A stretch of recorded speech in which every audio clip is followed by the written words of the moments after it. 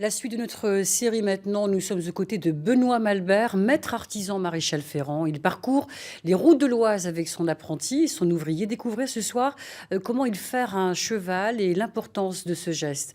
Marie Sicot et Clément Jean-Pierre.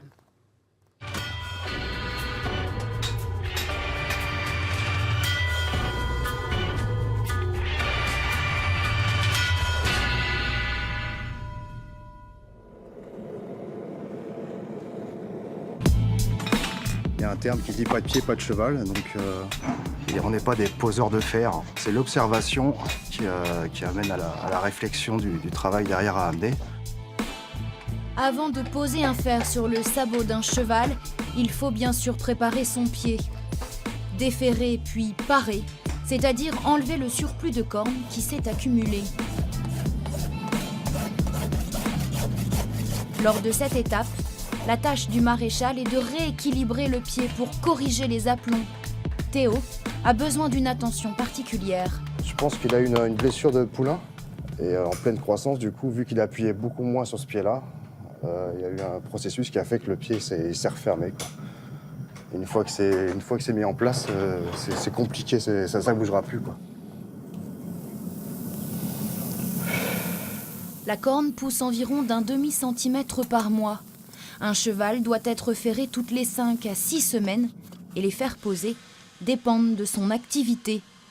Dans cette écurie de Borès, les chevaux font essentiellement de la promenade et de la chasse à courre. On part sur des fers assez épais, assez robustes, parce qu'ils font pas mal de route. Ça, c'est un nouveau clou qui existe depuis une bonne année. Donc ce sont des clous, on va dire, plus ou moins quelconques, mais qui sont vernis de cuivre. Voilà, donc l'avantage du cuivre, c'est d'une, ça rouille pas. Et puis c'est antibactérien. Donc si jamais par malheur, il y a un clou qui part dans une mauvaise direction, dans la partie vivante du pied, dans la chair, enfin, ça évite derrière des complications de type infection. Enfin, dernière étape. Antoine est en train de river. Donc, c'est-à-dire qu'il est en train de fabriquer des rivets. Donc, on coupe les clous qui ressortent. Ça permet de serrer. C'est comme des lacets, si vous voulez. Donc c'est quand même une étape assez importante.